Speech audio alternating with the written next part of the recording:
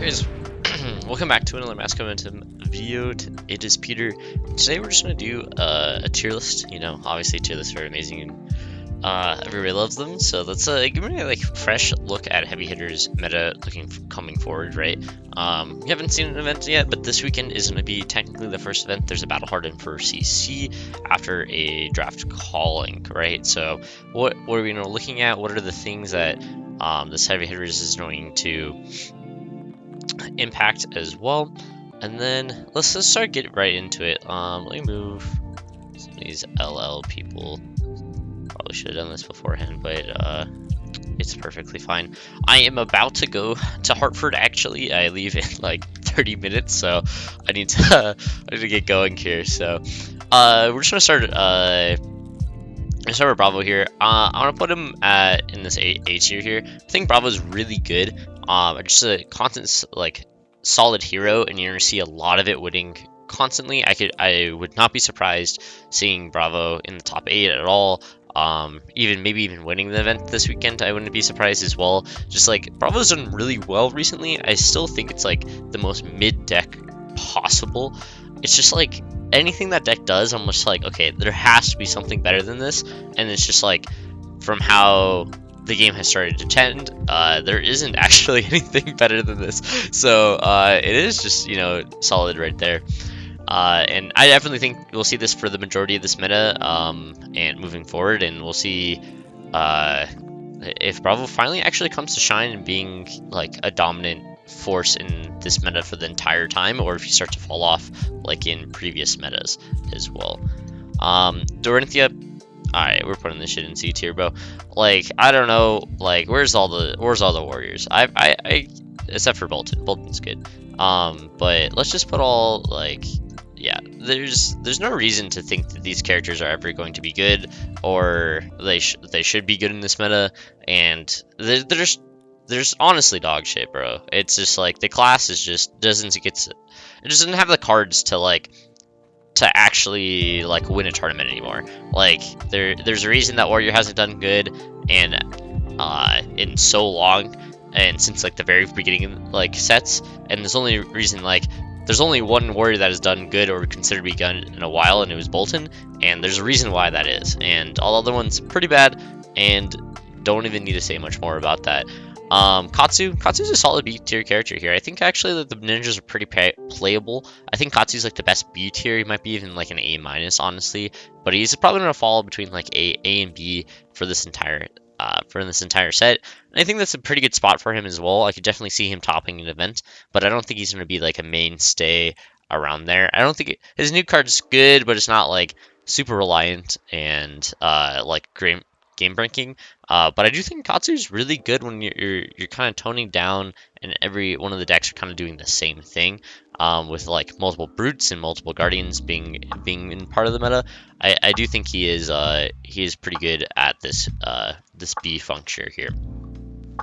Reiner is pretty interesting. He obviously is coming back in heavy hitters, and he got a lot of new cards, but I think he's getting a little bit overshadowed in this meta by the other brutes.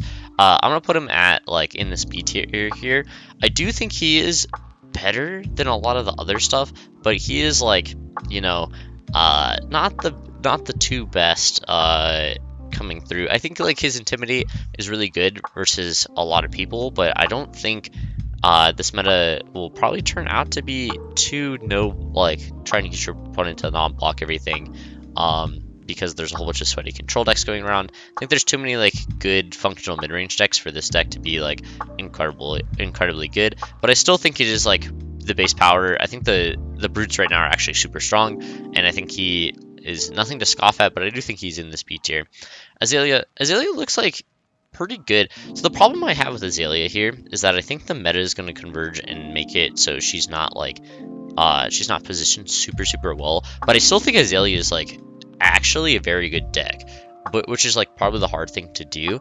Is a really good deck, but I don't think the meta is going to be too good for her, but I think she beats basically everything under her, and it's not a bad place to be, but she has some matchups where she's super struggling in. I haven't felt the Bravo matchup has been ever really good for her, and like there's like Levia and other stuff where I just don't.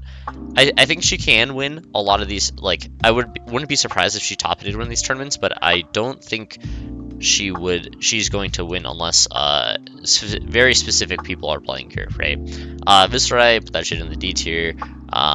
Feel bad for this because I loved playing Viscerai, but he has not gotten support after getting neutered so many sets in a row.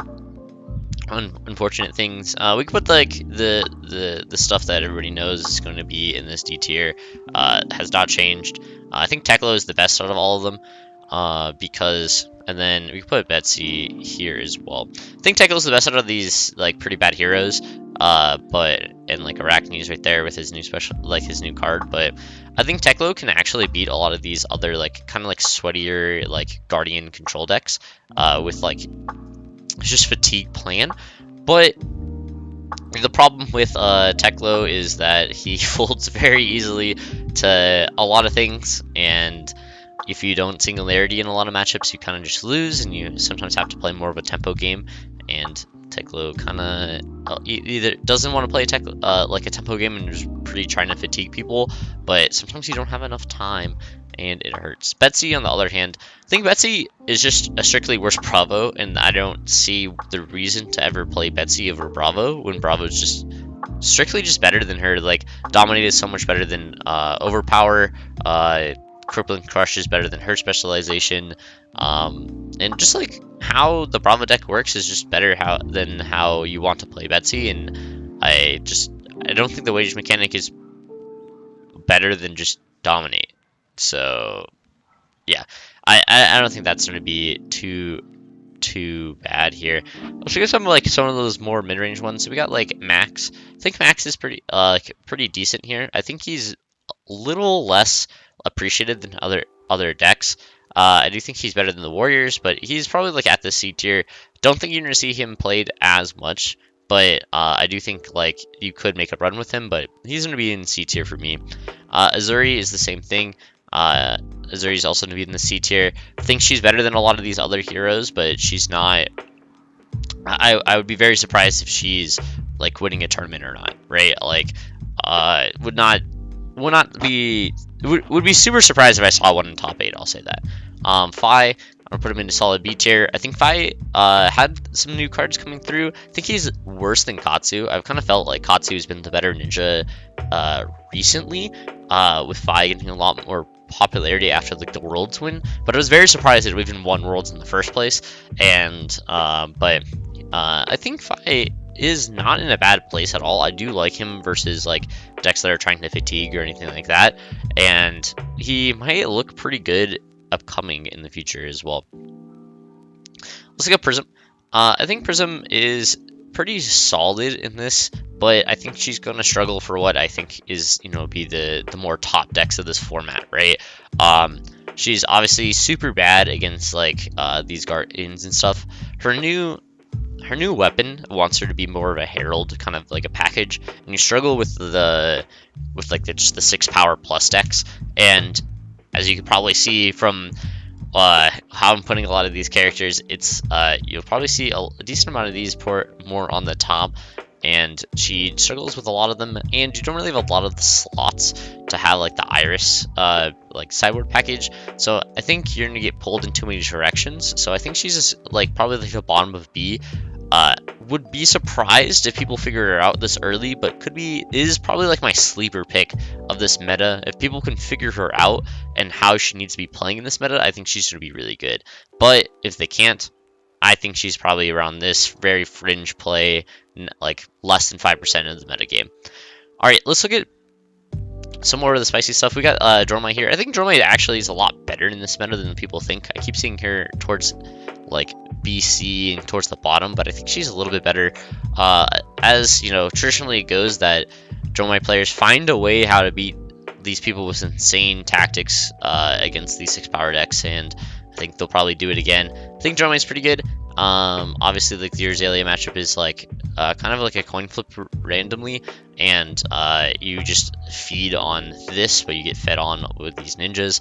But I think a lot of your good matchups are starting to rise in popularity or be a little bit better, so it should be good.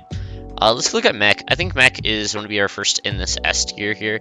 I think Dash is really good. I think you can build her in a couple of ways, and I think all of them are pretty good. I do think she's at our end of this S tier. There's a deck better than her, but I do think Dash is quite good right now, and should be respected here. Let's look at Victor. I think Victor's in this B tier. I think he's a very good defensive deck, but I am struggling to find out of how he wins games. Don't think you can like successfully like block people out, fatigue them anymore either. Besides very specific decks. So, but he does a pretty good job versus everything that is not like a 6 power base type hero. And that's pretty good with his wage ability. I'm thinking about Victor a lot more, but I don't think he's like too terribly good, but I think he's definitely better than these characters. So I'll put him in he's gonna be in my end of B here. Let's look at Bolton. I think Bolton's here. I think he's like, I think right here. I think in this A tier. I think Bolton's very good. Obviously the best warrior ever printed so far, and just continually going to do that. I think his mid-range version is really good. I think combo is really good in a lot of matchups these days as well. He has a good matchup versus like any form of Dash. I think he has a good matchup versus like half of the field right now, and I think Bolton should be respected a lot more coming up, and I hope he is.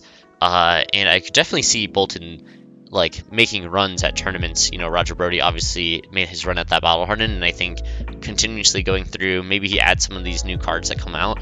And I don't know how you really build like Bolton lists these days, but I keep seeing people do well with him, and every time I play against him, I'm like, this deck is real, and I can't wait to see more of it. Let's start with Dash.io. Dash.io is going to be right here. I think just she gets blocked out too easily from a lot of the other top tier meta characters, and I think that's going to be her downfall. But I do think that deck is inherently powerful and does very broken things, but I don't know if this specifically is going to be the meta for a Dash.io deck. And yeah, that's basically what I think about it.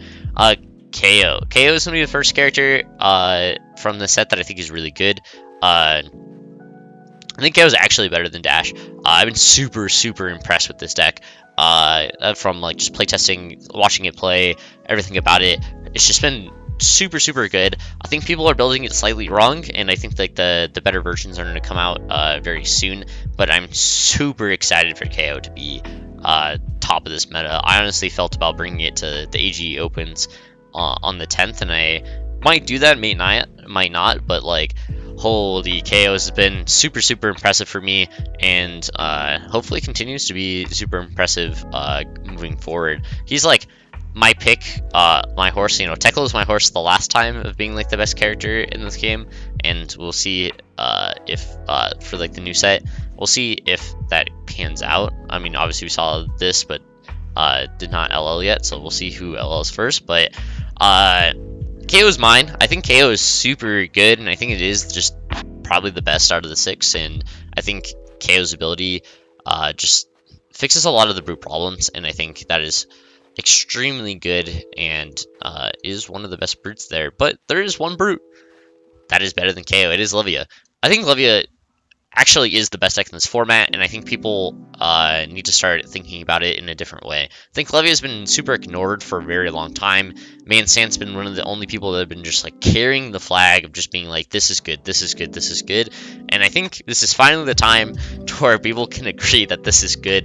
And Levia just has such astonishingly good matchups, right? Like just murders Dash, murders like Bravo if you know how to play it correctly. Just like is such a mid-range killer. It's pretty good into Dromai. Like you have the sauce versus these other aggro decks and stuff like that. I've just heard like it's like beating like all, like obviously you murder this, like this is probably like a pretty even matchup here. And I don't know what your Aelia matchup is, because like Aelia is pretty good against these, but kind of struggles like a little bit more here. But I think Levia is just in a really good spot, and I think people need to start to understand like this, knowing how to play Levia correctly is very hard and difficult, but I think it is going to be what we really need to do. And then I know what we're all here for. This is a Kano channel. This is a Kano channel. Let me add Kano. You know, our Kano tier. Boom. All right, Kano is actually in a really good spot this meta, and I think he should be really respected. Honestly, I think Kano is quite good. I think a lot of the decks at the top are not really good into Kano. I think Levia is probably one of her worst matchups against Kano. I saw like the Man Sense like AB1 Spellblade 4 kind of list, and I think you can get a lot of different like low tier Kanos with that, but I don't know. People don't understand how to like double combo or like stacking works, and when you fight a Kano that does that strategy does not work at all. And I think you should just stack. Honestly, it's really weird. I keep saying this, like you should just stack your Kano matchup because yes, there's so many things that can go wrong, but people just don't listen to me. Although it's like actually objectively correct that you should just stack it because like every single dash that sees a Kano is just going to destroy him, and then but Kano does have a lot of like good random matchups in this, you know, SAB tier. Has a couple shaky ones like this one.